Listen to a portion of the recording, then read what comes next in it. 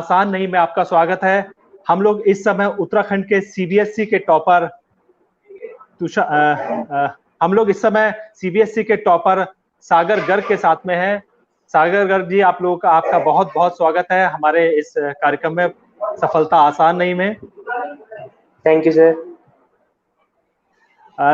सागर जी, आपको कितने अभी जो हम लोगों को जानकारी मिली है, आपके 500 में से आपने 498 अंक प्राप्त किए हैं और आप उत्तराखंड में टॉपर हैं। आपके साथ में एक और है जो देवज्योति चक्रवर्ती आपके साथ में है। लेकिन आपकी सफलता के लिए सब लोग ये जानना चाह रहे हैं किस तरीके की आपने प्रिपरेशन की थी, कैसे आप जो है इतने अंक आपने पाए हैं। जी सागर जी। सर, सफलता का मेन रीजन ये है रेगुलर मैंने स्टार्टिंग से ही मैं कॉमर्स फील्ड से हूँ, तो अकाउंटेंसी जैसे हमारे यहाँ थोड़ा टफ सब्जेक्ट रहता है, तो मैंने उसकी स्टार्टिंग डे से ही पढ़ाई शुरू करी थी। जैसे टीचर्स, कोचिंग सेंटर जो भी देते थे वो स्टार्टिंग डे से, इसलिए लास्ट में जैसे बच्चे बोलते हैं कि हमें 10-10 घंटे पढ़ना पड़ा, तो वो बिल्कुल नहीं पढ़ना पड़ा। लास्ट में बस सैंपल पेपर्स करे, 5 से 6 घंटे बस मैक्सिमम। अच्छा, क्या खेलने के लिए भी समय निकल पाता था या नहीं निकाल पाते थे? नहीं सर, मैं तो कराटे खेलता हूँ, मैं प्रोफेशनली कराटे खेलता हूँ, तो वो उसके लिए भी समय निकालना पड़ता है। हाँ जी, मैं नेशनल इंटरनेशनल खेला हूँ कराटे में भी। अच्छा, तो रिसेंटली आपकी जो इंटरनेशनली अगर हम बात करें, आप कहाँ पर प्लेस सर मैं रही आप? 2019 में स्टार्टिंग में ही वो चाइना खेल के आया था। अच्छा जी, बहुत तो हमारे कई साथी और कई स्टूडेंट्स हैं जो 10th क्लास में हैं और जो 11th में अभी प्रवेश करेंगे, तो वो लोग भी जानना चाहते हैं। काफी दर्शक हमारे साथ में जुड़े रहते हैं, वो लोग ये जानना चाहते हैं कि आखिरकार आपने जो प्रिपरेशन का जो शेड्यूल तैयार किया था, तो शेड्यूलिंग के बारे में हमारे जो दर्शक स्टूडेंट्स हैं उनको थोड़ा सा आप बता देंगे तो उन लोगों को कुछ आपसे टिप्स मिल पाएंगी। उन टिप्स को जानने के लिए भी हमारे तमाम दर्शक रहते हैं। जी सर, टिप्स तो मैं यही देना चाहूंगा। एज सच कोई शेड्यूल नहीं था मेरा, जैसे पेपर जिसमें मेरे को लगता था कि ज्यादा समय देना चाहिए उसमें मैं 3 घंटे देता था, बाकी मैं कम देता था। लेकिन ये नहीं होगा कि एक ही सब्जेक्ट में फोकस करके बाकी सब में भी आ जाएंगे। सर मेन चीज यही है कि रेगुलर पढ़ें शुरू से, और लास्ट के टाइम पे अगर पढ़ने का सोचेंगे तो नहीं हो पाएगा। लास्ट के टाइम पे मैंने सैंपल पेपर करे सर सब सब्जेक्ट के, बस है, और बाकी सबका आशीर्वाद रहा। तो पूरे परिवार को आपको बहुत बहुत शुभकामनाएं। अगली आपकी जो तैयारी है, चूंकि आपने 12th किया है तो निश्चित ही बात है आपने कुछ टारगेट भी आपने बनाया होगा अपनी लाइफ का, जो आप चाहते होंगे कि उसको मैं अचीव करूं। क्या टारगेट आपने बनाया है? सर मैंने एक प्रोफेशनल कोर्स के लिए ट्राई करा है आईआईएम में इंदौर और रोहतक, लेकिन कोविड-19 की वजह से अभी कोई डेट्स नहीं आई उसके एंट्रेंस एग्जाम की। एक बार हुआ था लेकिन वो फेलियर हो गया था उसका सिस्टम में। और लेकिन मैंने डीयू के फॉर्म भरे हैं, मेरी मैथ्स नहीं थी इसलिए मेरे को ऑनर्स ही मिलेगी, लेकिन बीए बीए मिल जाएगी। तो मतलब उससे आगे मैं बीए के बाद मैं मास्टर्स करके आर्ट साइड में मैं यूपीएससी के लिए प्रिपरेशन कर सकता हूँ। अच्छा, तो कि उसमें भी कोई एम है कि हम ये चाहते हैं या परिवार वाले कुछ चाहते हैं ऐसा? सर परिवार वाले तो यही चाहते हैं कि मतलब जो करना है वो करो, और मतलब किसी चीज का बर्डन मतलब उनकी तरफ से मतलब कोई प्रेशर नहीं है कभी भी किसी भी चीज का। और मेरा ये है कि हाँ मैं पुलिस की ड्रेस पहनना चाहता हूँ, आईपीएस बनना चाहता हूँ। आईपीएस बनना चाहते हैं। मजा आ गया कि आप लोग जो है मतलब अभी से आपके अंदर देश की सेवा करने का जो जज्बा है, क्योंकि देश की सेवा करने का ही जज्बा ऐसा होता है जिसको लोग देखकर सैल्यूट भी करते हैं। आईपीएस बन जाएंगे तो घर वाले भी खुश होंगे, पूरा परिवार और देश भी खुश होगा कि आपने बहुत कुछ किया है। तो उसके लिए किस तरीके की आप तैयारियां जो है आपने कभी प्लान बनाया ऐसा कुछ? जी सर, यही है, शुरू से घर में भी देखा है कि पापा सोशल वर्क करते हैं, कभी किसी गरीब की मदद करते हैं। ये भी देखा है पुलिस वाले भी इस कोविड-19 में सबसे ज्यादा पुलिस डिपार्टमेंट ने हेल्प करी, तो मतलब उनकी इमेज भी काफी अच्छी है। और मैं यही चाहता हूँ, हमारे हरिद्वार के डीएम है दीपक रावत जी, उनसे बहुत इंस्पिरेशन मिलती है उनकी वीडियोस देख के कि वो कैसे छोटे से छोटी चीज भी मतलब कानूनी तौर तरीके से करते हैं सही। मतलब आप भी दीपक रावत जी के फैन हैं, क्योंकि तमाम लोग जो है उनके फैन हैं, उनकी वर्किंग को आप देखते होंगे। उनकी कौन सी वर्किंग को लेकर, चूंकि वो नैनीताल में भी यहाँ पर डीएम रहे, हरिद्वार में डीएम रहे और अब कुंभ मेला अधिकारी के पद पर हैं, जी उनको किस तरीके से आपने देखा, क्या उनको रिजेंबल करते हैं, क्या किस तरीके से आप जो है उनको देखा आपने, तब आपने प्रिपरेशन की, क्या आपके आदर्श के तौर पर है वो? जी, वो आदर्श के तौर पे मैं उनकी यूट्यूब पे सारी वीडियोस वगैरह देखते रहता हूँ। जैसे जाते हैं लकड़ी की फैक्ट्री में तो सब चीज देखेंगे, उन्हें पूरी नॉलेज होती है सब चीज के बारे में, वरना वो डिपार्टमेंट के हेड को कॉल करते हैं, मतलब वो सब चीज देखते हैं। और कोई इनके सामने मतलब जैसे थोड़ा सा वाइज बनने की कोशिश करता है तो एकदम पकड़ लेते हैं वो चीज। उनका एक ठीक बात सब्जेक्ट है वो। साइकोलॉजी था शायद, जब उन्होंने यूपीएससी करा था, तो वो चीज वो पकड़ लेते हैं। और बाकी जैसे कोई छोटे वर्क का मिलता है उन्हें, तो वो उन्हें मतलब एक रिवॉर्ड देके उन्हें अप्रिशिएट करते हैं।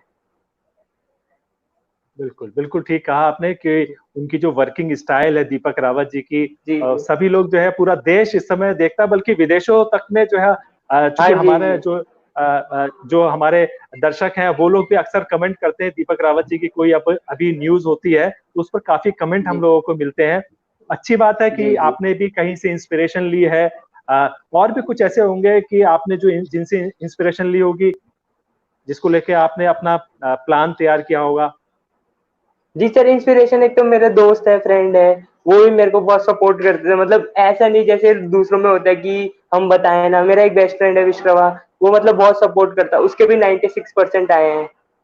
तो वो लेकिन साइंस फील्ड में था, लेकिन तब भी हम दोनों का एकदम साथ साथ में रहते थे हम। तो ये था सर। बाकी अच्छा, घर वालों साइंस। ने कभी कोई प्रेशर नहीं डाला, तो इसलिए अपने हिसाब से ही।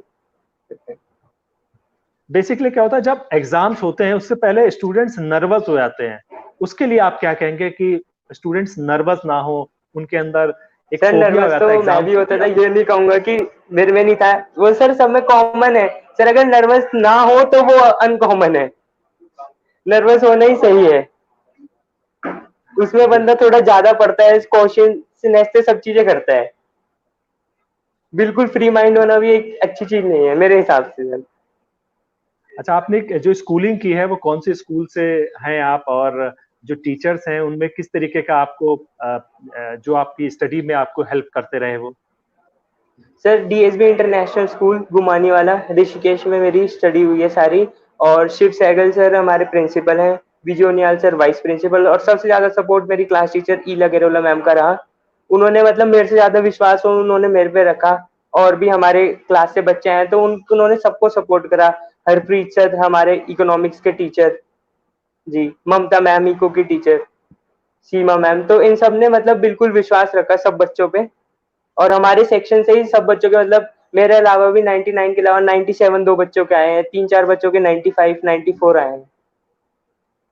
हम्म।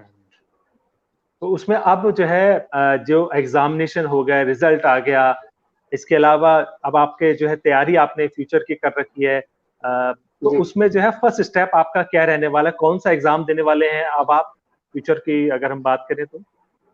सर, डीयू का जो मैंने फॉर्म भरा है वो तो मेरिट बेस पे है, लेकिन कोविड की वजह से मेरिट लिस्ट मतलब उन्होंने अभी जारी नहीं करी, तो उसमें तो एग्जाम होगा नहीं एंट्रेंस का कोई भी। लेकिन आईआईएम का है, वो भर रहा है, तो वो आईपी मैट होगा उनका अभी कुछ समय में। डेट पोस्टपोन हो रही है कोविड की वजह से।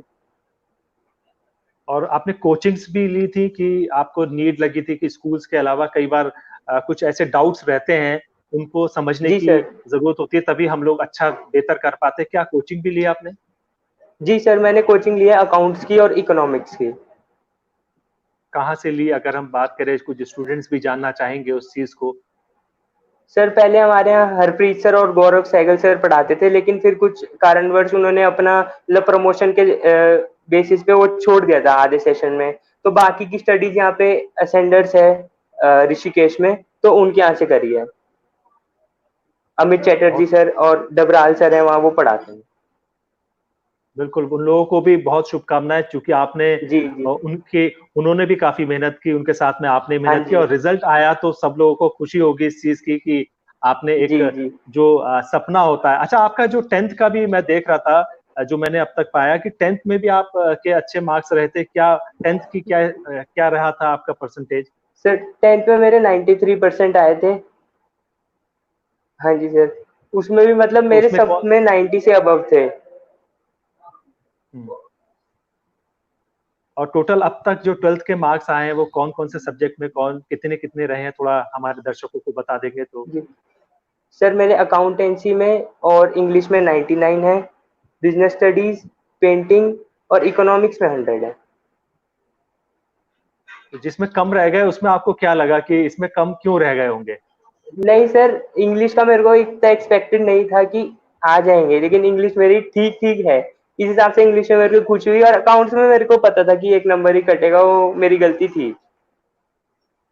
तो गलती से सीख भी ली होगी कि आप जो जी स्टूडेंट्स जी को जी। तो जब घर पर आए थे हाँ, उस कभी गलती कभी को ऐसा आपको होता है सर कि मतलब कि मैंने सही लिखा हो और फिर काट के गलत लिख दिया, तो मतलब ज्यादा ओ दिमाग भी नहीं चलाना चाहिए कभी कभी। बिल्कुल ठीक कहा आपने कि जिस वक्त हमारे पास में फर्स्ट थॉट जो आता है उसकी जी इंपॉर्टेंस जी। बहुत ज्यादा होती है, तो हाँ उसको जी। हमें लिखकर मतलब कंफ्यूज नहीं होना है। स्टूडेंट्स को जब जी एग्जामिनेशन जी। के हॉल में बैठे तो कंफ्यूज ना हो। तो यही जी जो है, जी। चलिए आपने बहुत समय दिया। और कुछ ऐसा संदेश जो आपको स्टूडेंट्स को जो है 10th के स्टूडेंट्स के लिए, 11th के स्टूडेंट्स के लिए आप देना चाहेंगे, जो तमाम दर्शक हैं वो देखना चाहते हैं, जानना चाहते हैं आपसे, क्योंकि अब तक ये हमारा पहला इंटरव्यू होगा आपके साथ में, जी। वो लोग दर्शक देखेंगे कि फिर उसको इम्प्लीमेंट भी करेंगे। जी बताइए। सर कोई सी भी फील्ड हो, बस रेगुलरली पढ़ाई करनी चाहिए। ये नहीं कि रोज 5-5 6-6 घंटे, अगर रोज भी 2-2 3-3 घंटे भी पढ़ेंगे तो इजीली हो सकता है। मेरे साथ तो सर इजीली हो गया, एज सच कुछ बर्डन नहीं लिया, लेकिन रिजल्ट काफी अच्छा है। बस रेगुलरली बिल्कुल पढ़ें, और जो कोचेस कर रहे हैं, एक्स्ट्रा चीजें दे रहे हैं, वो भी करने की मतलब पूरी अपना एफर्ट डालना चाहिए। बिल्कुल आपने ठीक कहा कि रेगुलर अगर वो पढ़ाई करते रहेंगे तो एग्जामिनेशन में जी ज्यादा प्रॉब्लम नहीं होगी, एग्जामिनेशन हॉल में जो है टेंशन नहीं होगी। तमाम जी जी। दर्शक जो देख रहे हैं वो अगर हमारे जो सागर जी की जो एक कहानी है उसको आप देख रहे होंगे कि उन्होंने किस तरीके से प्रिपरेशन की, और अब वो प्रिपरेशन करने के बाद जो उनका रिजल्ट रहा है वो शानदार रहा है। सब लोग देख रहे हैं। इसी बात को लेकर हम पूरे परिवार को आपको बहुत शुभकामनाएं देते हैं। सागर जी आप तरक्की करें, खूब बढ़िया काम करें, आईपीएस बनने का जो आपका सपना है उस जी। आईपीएस के सपने को आप पूरा करें और देश की सेवा करें। बहुत धन्यवाद।